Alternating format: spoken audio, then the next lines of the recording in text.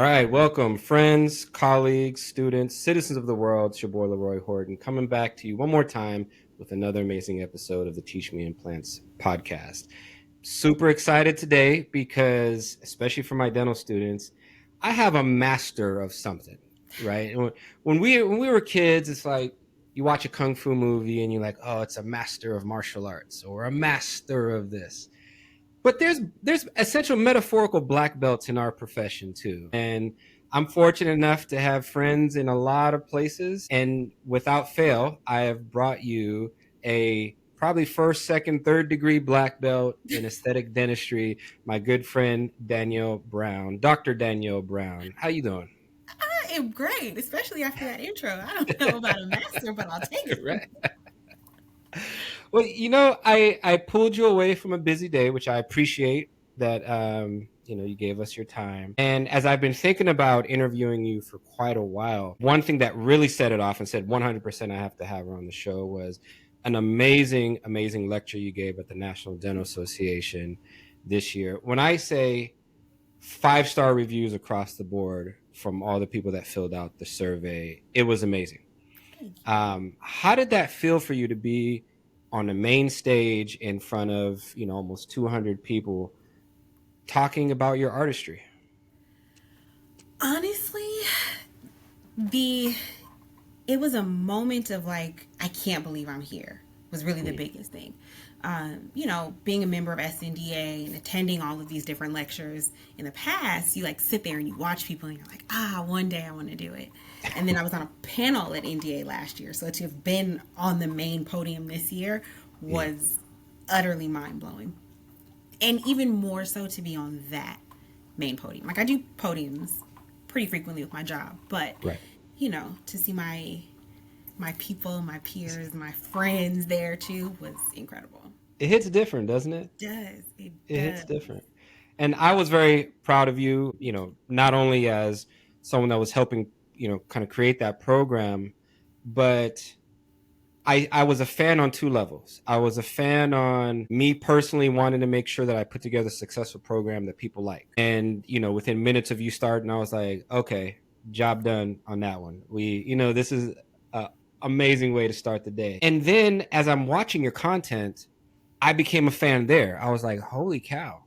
This is no, because I'll be honest with you. I'm a CE junkie. A lot of people go up there and literally just like show before and after, before and after. I'm so good. I'm so great.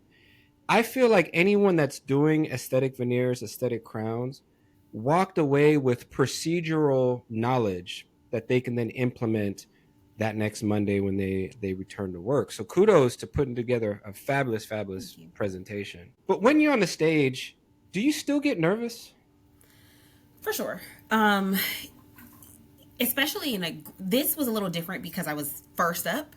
So there was a different set of nerves, right? Because you're like, okay, I've got the pressure to gotta come in and like start it off good so then everybody else can follow. It's a little different when you're like end of the day, middle of the day, and you've been watching people go and you're just like, holy crap, I have to follow that. But yeah, I get nervous. Interestingly enough, I get more nervous in a smaller group. If it's a group of like 200 people, that's nothing. Put me in a group of like 10 and I'm like, oh. Why do you think that is? I don't know. I think it's just a little bit more, maybe it's because it's more intimate, maybe? I don't know. When it's so many people, you can kind of lose sight of the number of people there, but yeah, smaller groups are a little more intimidating. It's almost like when performers say that when they're on stage, they're kind of blinded by the light, so they can't see the thousands of people in the crowd. There's a little bit more of a disconnect. But you're right, in a small room, like the eye contact is right here. Yep. They can just ask a question. Yep. And you're like, don't put me on the spot. Right. Well, one of the things that I want my students to know especially is that when you get out, it doesn't have to be kind of a cookie cutter dentistry experience. And you're in such a unique position with where you work and what you do that encompasses so many facets from clinical to research to education. Can you walk me through that postgraduate journey to today? So when I graduated, let me back up. Before I graduated, I worked in a dental office and with my mentor, and he was who I was planning. I'm going to work with him, and then I'm going to bias practice, and that was my plan all through dental school. So like Okay. my friends were going off and doing different jobs and interviews, and I was like, nope, I got a job lined up, don't have to worry about it.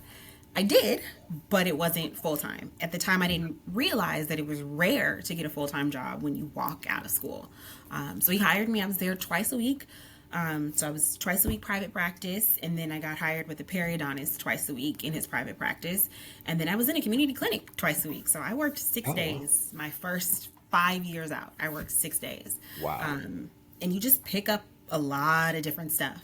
So I did that for 5 years. And then at that point, I kind of shifted. So I stayed with my mentor, but I supplemented my other days with PDS. So Pacific Dental Services, the DSO.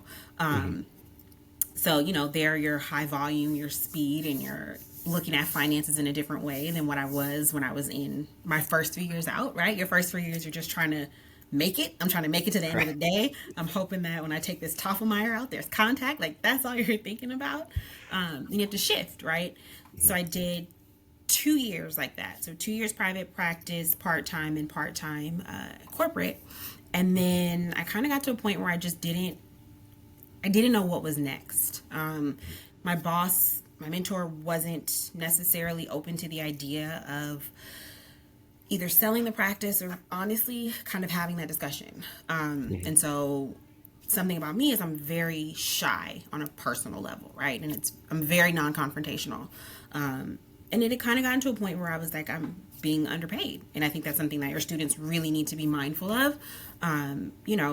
Knowing what you're worth and what you should be paid and being able to advocate for yourself. And so I did, and I went to him and I advocated for myself, and it didn't turn out the way that I had hoped it would. Oh, He was basically just like, hey, I'm not ready to have that conversation yet. And at the time, Glidewell, which is where I work now, they were doing a program it was just women at the time, but it was for women dentists it was about leadership. So if you were looking for help with negotiation or practice management or any kind of career growth, it was a 6-month program, 1 week in a month, come out to Glidewell, you're with 24 other women, and you get an executive coach. It was this whole thing. And I did it. I was like, I'm going to apply because I don't know where I need to be. I know I don't want to do corporate private practice. I don't know if I want to start a practice. So I went into this program kind of like, let's see what happens. Month two, they were like, hey, we're hiring, you should apply. And they're like, we're looking for someone. And on a whim, I did it because I live in LA. I work now 45 minutes away. I was like, I'm not doing this. All my commutes have always been 5 minutes. Why would I ever do this? Such a huge shift. But it was one of those like step out on faith moments. I applied, I got the job, and it's been the best decision I've ever made. So I do a little bit of dentistry. So maybe like 20% of my time is dentistry. I'll see 2 to 3 patients a week, maybe 4 at the most. But it's a lot of bigger cases. So we do a lot of like full arch. It's me and 3 other dentists here. We just work on the employees. We do a lot of work with R&D. So like I'm in the middle of a project right now where we're testing out a new bilayered material, which is really, really gorgeous. I can't wait. But like, we're testing them out. We're doing the preps. The lab is making them. We're trying them in. It's a very interesting job. right. So now is Glidewell largely responsible for how we've got a shy, introverted, non-confrontational confrontational person to your main stage presence is amazing. Thank you. Everything just seems so polished from, you don't use a lot of filler words like and ah, right? Your speech is very clear, concise, great flow. Your mannerisms, your where you pace and how you pace across the big stage. I was actually watching you because I study a lot of speakers and I try to pick up on those, little tips and tricks to improve my own speaking. And I was just amazed. I was like, she is so highly polished. Was that something that just came natural, or was that the Glidewell training? It came natural. Okay. So my first year, I started in January of last year. I was on the podium by April. They were just like, hey, you gotta go and do it. And then I didn't get any sort of training at all until January of this year. We just had somebody came and observed us and like took notes and was like, work on this, this, and this. But I think it's just, I really enjoy it. It's, Okay. yeah, I like the process from start to finish. Like, give me a topic. I'm going to spend the first couple of weeks hardcore researching it, and like I've got my desk here, I've got textbooks, like I'm very like, methodical about it. So Yeah. like And that's something I've always enjoyed about the great speakers is their ability with whatever time frame they're given to tell that story. And that's not something that everybody has a talent in doing. So yeah, so kudos to you on that. Did you ever think that that was, fresh grad? Did you know like, hey, I'm going to be an educator. I'm going to be on the main stage. I'm going to be a key opinion leader. absolutely not. Mm. I taught a class a month ago, and two of my best friends from dental school were there. They were like, we never would have in a million years imagined that you would be up here doing this. But Like, who are you right now, right?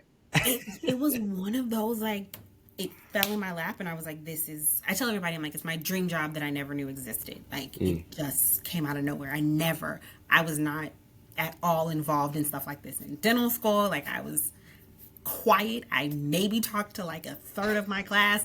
It just never in a million years would I have guessed. Which is Wow. why I think it's so important to just like, which I've been telling everybody since I got this job. Like sometimes you just have to like take the risk. Like you don't know what is on the other side, Right. but staying where you are and stagnant can only get you the same results, right? You gotta step out sometimes out of your comfort Very zone. true. But going back to your mentor that you had worked for, and I feel like I've been in this industry, almost 20 years. I've seen that scenario a lot. And it's often an associate comes on, there's a lot of promises made on the front end. Oh yeah, we're open to partnership or selling or any variation of that, um, of that coming to fruition where you will go from associate to an actual owner. But it often ends up, maybe too often, alarmingly often, ends up being this like, well, we're not quite ready. Let's revisit it in a year. Oh, well, we're still not quite ready. We're not ready to phase out.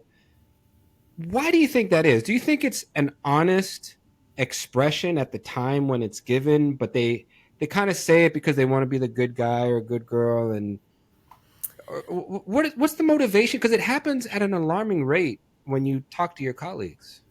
So that part's very true. I was talking to again two friends of mine who they graduated a few years before I did, but all had mentors who were in that same like 2 to 3 years that they graduated, and they all made us the exact same promises, and we've all wound up in situations that were not what we were told in the beginning. Right. Basically verbatim, same story. I think they come into it really with the idea of, yes, I would love to have an associate and I would love to have someone that I can sell the practice to. And I think as they kind of get closer to that point, they realize I can still do this for a few more years. I think it's hard to let go, right? Especially if it's a practice that you've built from the ground up and you really nurtured, and in a way it's like your baby and you don't necessarily want to give that up. So I think that it starts off very genuine. I don't think that they're, from my experience, aiming to be dishonest or to kind of gaslight or to use the buzzword or lead us on. But Mm-hmm. I think that it's a big realization to think that like I'm gonna sign away my life's work and walk away. So I Yeah. think, yeah, I think it's You know, hard on both parts, on both it for both people, I should say. it definitely is. I know when I was owning practices, because I had two practices, and I would teeter between one full time associate and one full time with another part time associates, usually seasonally, right? End of the Mm-hmm. year, everyone would use their insurance, so we'd always hire somebody. But what I found is that a lot of doctors, and you probably agree with this, are not great at business, right? And there's this notion of, oh, well, if you just hire someone, there's a line of people out the door waiting to Right, come in. right. But generally, you don't want to hire an associate until not only are you packed to the gills with patients, but you're booking out six, Mm-hmm. 7 months. Mm-hmm. And then there's even then a lag period between like you'll have that associate at whatever time you hired them, but they may only be busy 70% of the time. And it's having them available for 2 or 3 months to plug in people in the Right, schedule right. that it really becomes healthy over time, right? Would you agree with that sentiment? Absolutely. Absolutely. Because that was what the scenario was. My boss was very, very busy, but it was Mm-hmm. very, very busy for one provider. When now Right. you have two providers, either we're both not really doing much, or one person in, one person's not. So it's definitely a delicate balance. I also think something that a lot of people don't take into consideration, if you've built up this practice, and this again has been your life's work, you've been here, so in my boss's case, for 30 years by the time he hired me, these patients had been with him for 30 years. So it was a big adjustment to bring someone new in who's clearly a new grad, and I've seen you for 30 years, and now you want to pawn me off on this other person. So we actually had a lot in the beginning, a lot of patients like that who would be put on my schedule, and then, you know, they find out they were seeing me and they're like, no, I'll reschedule and I'll come back. Eventually you get past it and they're fine. But I think that's something else that doctors need to take into consideration. Like, people have built a relationship with you. With that being said, the periodontist that I work for did not care about that. He would schedule them and he would just be like, no, you're seeing her. It's fine. She's fine. I hired her. So I had less of those issues with him just because he didn't tolerate it. But You know, I agree with that, with both sentiments. I honestly feel like it is up to the owner to set that culture, because we often also overestimate how much patients only want to see us. right. And so we might preemptively be like, oh, this patient's a me only patient because, you know, it's really, I just like that patient. I like that rapport I have. I don't want to give him up. Yeah. Right. You know, that is an awesome story arc, because so many students are graduating now, and the golden era 20, 30 years ago, where you graduate, there's going to be a job in your hometown that's full-time, make good money, is not there. And so I think it's important that to hear stories like this, so that way when they're experiencing it, they don't feel like something's wrong with them, like they're isolated. Yeah. You know. But if we do fast forward to today, I need to show people your amazing work. So I think if I can get this to work, whoever's watching this on YouTube or Spotify, look at some of the work that Dr. Brown is doing. Let me go live with this. Let me know if it comes up for you. Yeah. So we got the before and the amazing after. And I think it jumps to another before and another amazing after, right? I want people to understand how sensitive aesthetic work is, right? This is someone's face, their smile, sometimes their livelihood, their identity. How much of responsibility do you feel walking into a room, and where do you start with cases that are this sensitive? I think the first place you need to start is getting an understanding. So I talked about this in the course at NDA, but I always ask my patients like 3 questions. Why are you here? Like, what brought you here now? Is there something that we're working towards? Do you have a wedding or something that you want to look good for? How did you get to this point? Are you grinding? Are you bruxing? Did you fall? Did you break a tooth? Why do you look like this now? And ultimately, where do you want to go? Because if we're not on the same page as far as where you want to be and where I think I can take you, there's always going to be a disconnect and no one will ever be happy. So you've got to really get a good, solid understanding of your patient's ultimate goals. And do I feel, your second question was, do I feel responsible? Sorry, I blanked on that one. Well, yeah, you got them. You went in opposite order, but yeah. How do you? What level of gravity do you feel walking in, knowing that this is often high expectation, high demand? I mean, it's the most serious. It is the most serious in the sense that these patients are coming strictly for cosmetic work, right? Like, they're not coming because they have a broken tooth that I need to fix. Their expectations are different. They're coming because they're unhappy with their overall appearance, their face. They're putting so much trust in you to make them look beautiful or handsome or whatever their ultimate goal is. There's a lot of gravity on me, or you take a lot of gravity, I should say, with that. But I think it's also important not to get caught up in that, because I think it's very easy to take it so seriously that you can't see the forest for the trees, right? So I think it's very, very important. What I do, like physically, literally, and metaphorically, is sometimes I just have to walk away. So if I'm working on a case and I'm working it up and I can't get it to a point where I like what I see, sometimes I got to put it down and just have that patient rescheduled, and I'll get back to them at another time because I just can't do it. But also, same time in the prep. Like, sometimes if I can't prep, I did a case last week. It's supposed to be 4 through 13. She lost her crown on number 3. It ended up being 3 through 13. And it was one of those where I just felt like I couldn't get the preps right. So I said, we'll take a scan. We'll see what happens. The scan, we looked at it. It doesn't look good. We'll bring the patient back. I think it's important to know when you have to maybe pause, reassess, and come back later. It is very important, all of it, very heavy, very serious, but it's also not the end of the world to just say, hey, let's slow down a little bit. You know, I'm so happy you said that, because especially with students, they're going to be in the pre-clinic, waxing up teeth, preparing typodont teeth, and all that. And I remember times where it's like you're so hyper focused in the moment, you stubbornly just want to get it, but nothing about your hand movements, what you're looking at, seem to be right. It's okay, whether student or provider, just say, hey, you know what? I need some time. I'm gonna come back refreshed, refocused. Yep. It's for your benefit, for my benefit. Yep. That is, I think, a big lesson to learn. Do you think that's easy to do in private practice versus maybe the clinical practice that or type of setting that you're in? I think it's definitely easier on my side of things Hmm. because it is so much. I mean, we're not charging. Our patients don't pay for this treatment. They're actually getting paid because they're still on the clock. It's all employees. So it's a very Is that a different. secret? Are you supposed to be giving that secret? Oh yeah, they supposed to be clocking out. No, no, no, no. Okay. 100% it's a benefit. Um, So it's definitely different in that respect. But I think even in private practice, you have to be able to walk away.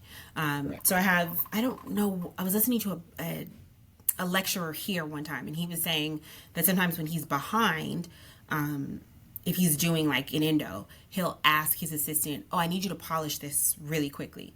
Polishing has nothing to do with endo, right? But that Right. way the assistant knows, okay, let me kind of touch the tooth, play around, do something that's not related to what it's not actually going to impact treatment, but the doctor needs to walk away. So I Right. think that you need to have maybe fail safes built into your practice. When I heard that, I was like, that's genius. Like, that's such a smart way. Patient thinks treatment is still moving forward. You're able to remove yourself, take a walk, take a breath, get some water, clear your head, and come back and do better. Right. So I think it's easier in my environment, but it's still doable. And at the end of the day, there's also nothing wrong in private practice. Sometimes you do have to just temporize the patient and have the patient come back. I would much rather, I think about it if I were the patient, I would much rather my doctor say, unfortunately, we're going to have to stop here and you have to come back, rather than them trying to make something work, it doesn't work, and I still have to come back anyway. I Right. would rather you just be honest, pause, say, we need to let a material set, we need to do some, I don't know, make something up. But I think it's better to like pause and take a moment. Right. No, I agree with that. I've always been, and I had the luxury of owning my own offices for a long time, but I'm a big proponent in you don't sacrifice the patient's well-being for either expediency or for production. Right. Right. So even now, as an associate, because I've long sold my offices and do travel specialty work as a periodontist, if I see that we're behind, I'm very adamant. I say, well, either the patients are okay waiting or someone's got to reschedule, because one thing we don't do is we don't rush surgery. Mm-hmm. Um, and we got to give patients agency and choice. So we're not going to just ignore them and they're out there waiting 45 minutes like, hello, what's going on? So we say, hey, doctor's running about half an hour, 45 minutes behind. We'll reschedule you if you'd like, or you want to go grab some coffee or whatever. So I'm really glad that you said that. Um, when it comes to this, though, because this is where you can be as honest as you want, or you could plead the fifth, because I know that you're still in a point in your career where you still might care what others think. I'm a little older, so I'm the I grumpy know old you. man in the You know right, who you are. right. But in the age of social media, there's a lot of people in this veneer game. Mm-hmm. There's a lot of self-proclaimed veneer specialists, which we know that it's not really a thing, but Mm-hmm. marketing whatsoever. Do you ever look at these cases that might pop up on your feed, and you're just like, this is without saying anything bad, like this person don't quite know what they're doing. I Uh-huh. wouldn't have done that, because you are not just a clinical doctor, but like you said, you are well researched. You are in a research facility. So you are, for all intents and purposes, a master at this. Some people are doers. Okay, I can do steps A through B. Some people are just book smart, but they're all thumbs. But you're all the above. What do you think when you see these multitude of cases popping up? I hide their accounts Okay. because I don't want to see it. I don't want to see it.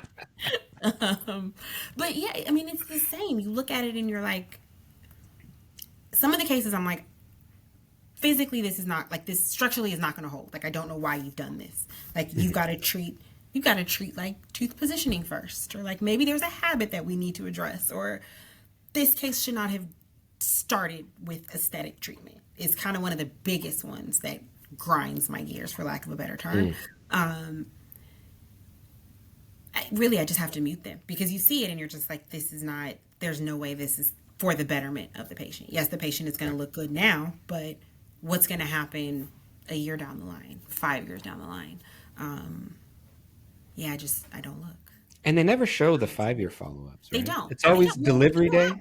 right? Right, we're delivery day and then we're done. What is your 3-month recall? What is your 6-month recall?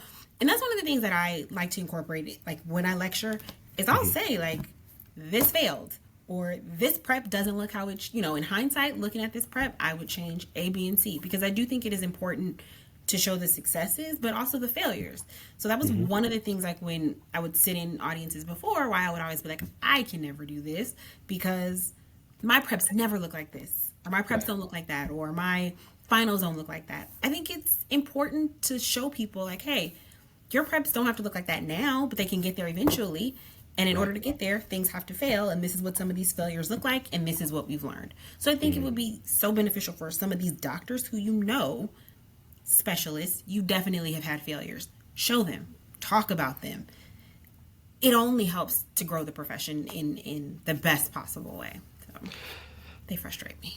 I probably need to take your advice and start muting some Yeah, accounts too, you'll feel because better. you want to, and social media has become the new form of support, right?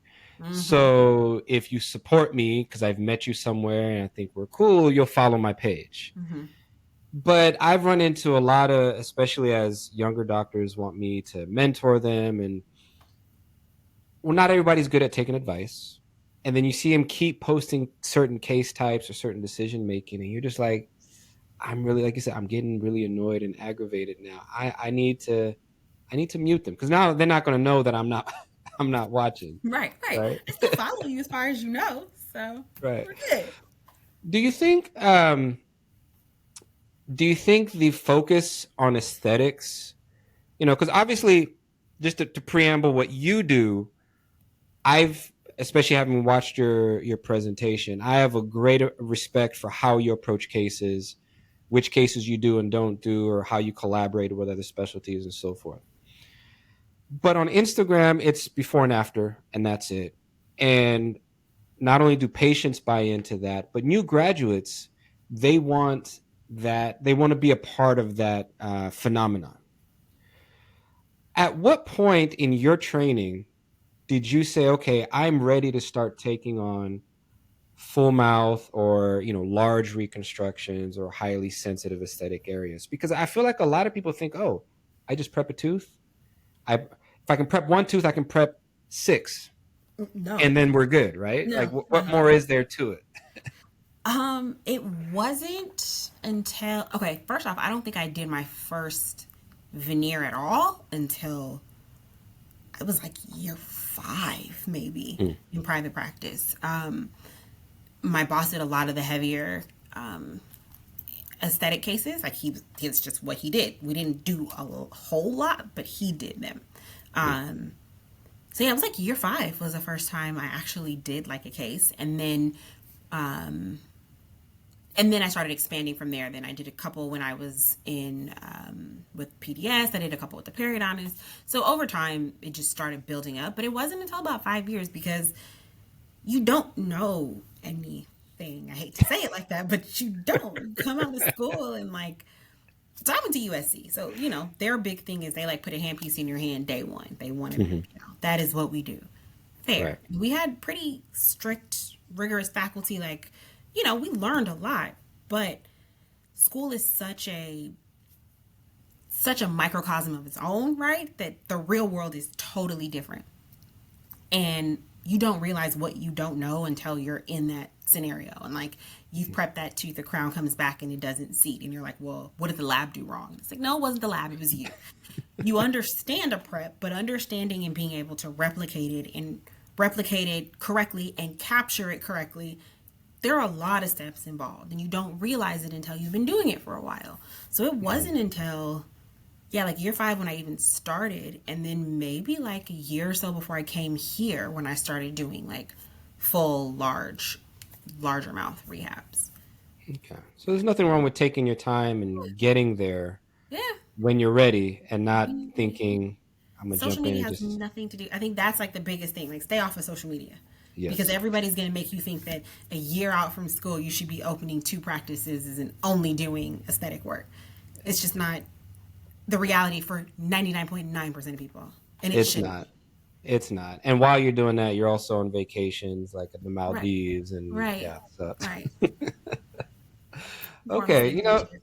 these are such good messages for both students and especially newer grads and probably some older grads too, because I've found that there's a lot of grads that have come out and they're 5-6 years out. They've kind of been grinding, whether it's at a community clinic where the scope of practice is very small. Mm-hmm. So now when they come back into the workforce, they're essentially almost like new grads, Yeah. right? They can bang out a MOD amalgam like no one's business, but No one wants that. no one's doing them, Yeah. Yeah. right? No, yeah. You better stay in that community clinic if that's what you want to do. Right. So in these bigger cases, I've seen a regression in my career where I went back to physical diagnostic wax ups. Mm-hmm. Digital wax ups were great, but I feel like I liked being able to hold a model Mm-hmm. that's articulated, especially in the very large cases. I can look at it from the inside. Mm-hmm. I can actually track and mimic the movements. Are you fully digital? Do you still dabble in traditional wax ups? What's your It's a protocol little bit look of like? both. So we're 99% digital. Mhm. So I specifically am part of the in-office milling team. So my role is actually really interesting. So I was hired to be specifically part of our in-office mill system. So I was supposed to do everything chairside. But we Okay. also work with the lab, and I got involved in this project called Signature, where it's basically you work one on one with the lab and they walk you through a case from start to finish. So it's for like aesthetic cases. So they'll do your wax up for you, they'll get you your stents, your matrices, everything. They give you biotemps, and then your restoration looks exactly like what was proposed in the beginning. Right. So when I'm doing these cases and I'm sending them to the lab, I'm 99% digital in the sense that everything is uploaded digitally, and then I work back and forth online with the lab, so they do show me a digital wax up, but Mhm. then they ultimately send me a physical copy of the wax up as well. And so it's 3D printed, but they also do a version of it where you can get it 3D printed, but the overall model is 3D printed, but the teeth that are going to be restored are in wax, and then you can kind of adjust them yourself chairside if needed.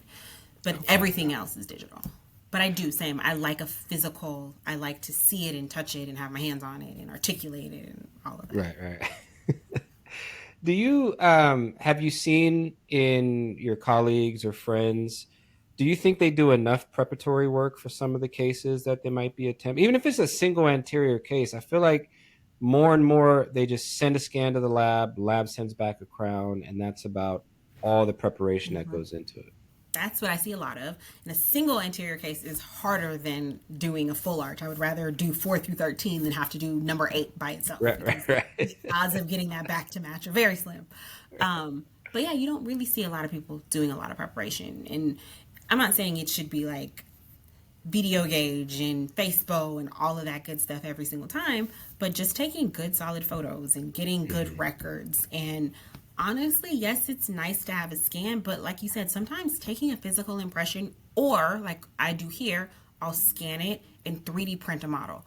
Having Right. it in your hand to be able to look at separately, to me, makes such a huge difference, because on the computer it's there, but in some ways it's still not there. It's like for me reading a physical book versus a Kindle. I love my Right. Kindle, but it's a totally different experience when I have my actual book with me. But yeah, I think a lot of doctors think that they can just prep and send in a scan, and you can, but are you going to get that aesthetic billboard result that you want to have? The odds are very slim. Or if you do, it's going to take 4 or 5 appointments to get to that point. Right. I'm all about do all the work up front. Like I said, I'm a researcher, so let me take all the photos with the shade tabs and just do everything ahead of time. Yeah. See, and this is the epitome of everything that I feel students nowadays need to be hearing, because everything about our society is expediency and, teeth in 24 hours, teeth by yesterday.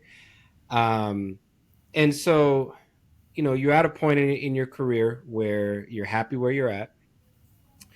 Um, have you thought, are you still thinking private ownership at some point? Or do you actually like the vibe of what you're doing right now? I want to retire from here. I Yeah. love what I do now. I love it. It's like really, like I said, I commute 45 minutes without traffic each way, and I'm still just like love it, happy to be here. Whatever Right. you guys want me to do.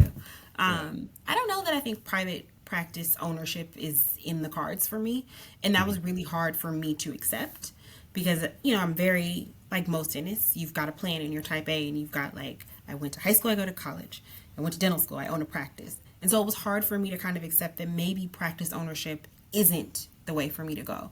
And I'm fine with that now. I'm actually, in some ways, relieved that that plan did not work out because I can't picture myself like doing the business side of it, right? The dental side, fine.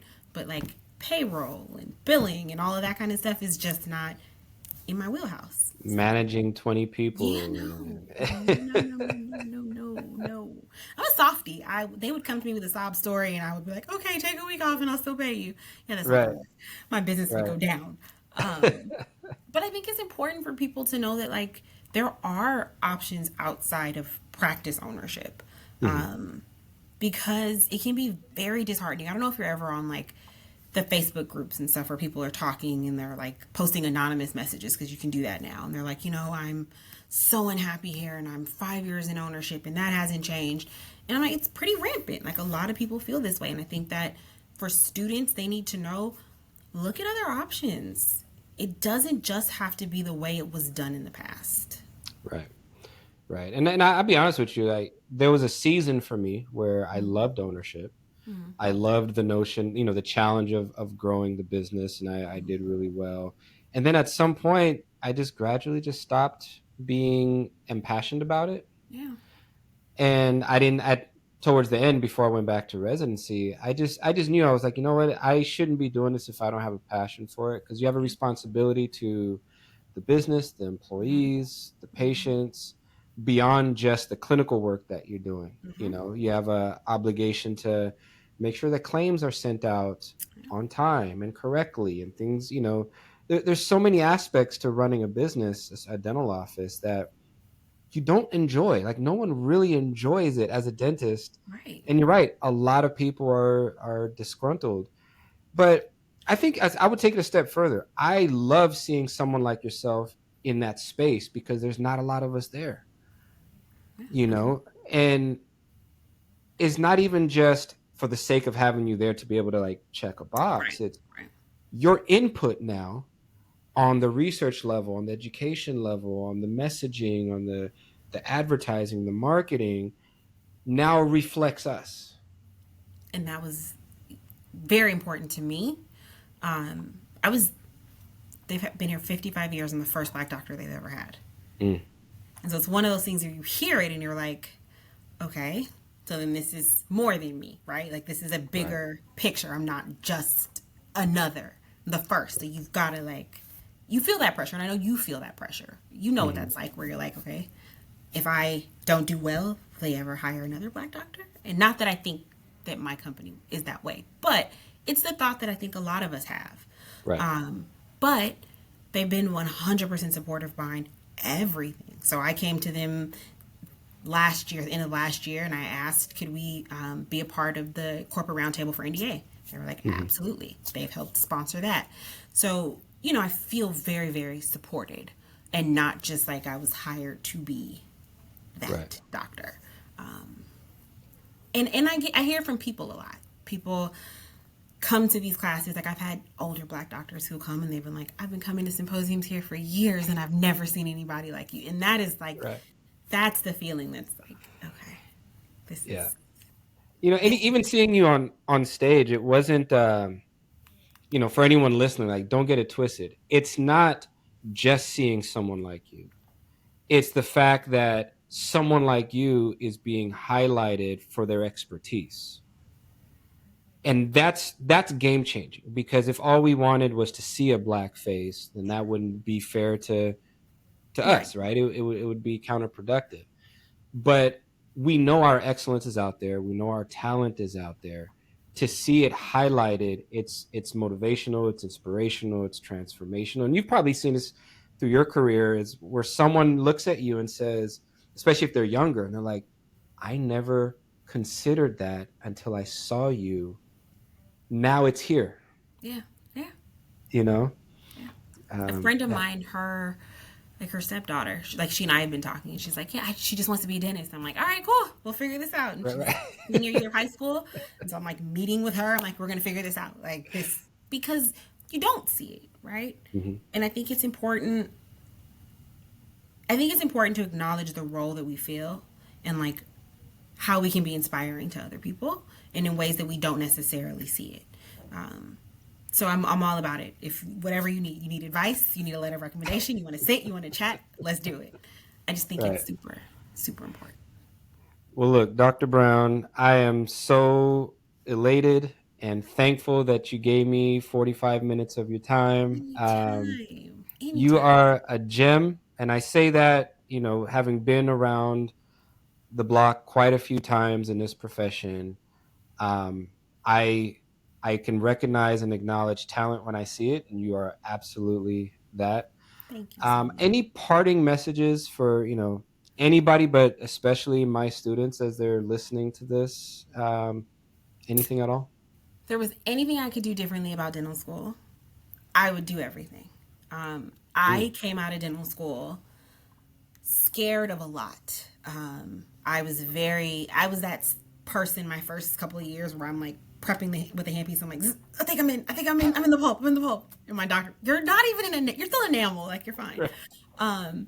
But I was very scared of everything freshly coming out of school, because you're like, suddenly this is my license on the line and it's all about me. In school, you were protected. Get as much experience as you can in as much, as every field that you can. That's probably my biggest piece of advice, is to just do it all. Take it all in, talk to as many people, attend as many classes or lectures as there are, because you don't know what will spark something, or what will inspire you, or what will speak to you to let you know, like, oh, this is how I want to guide my career. I think Right. don't go into it with like blinders on. Do everything. Experience it all. And hell, you're paying for it already, right? Right, right, You, you right. might as well. You're gonna be paying for the rest of your life, so get as much out of it now as you Right. can.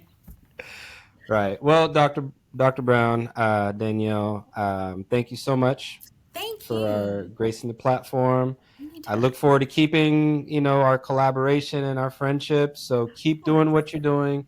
To all the listeners here, my parting words: keep reading, keep listening, keep learning, and we'll talk to you soon.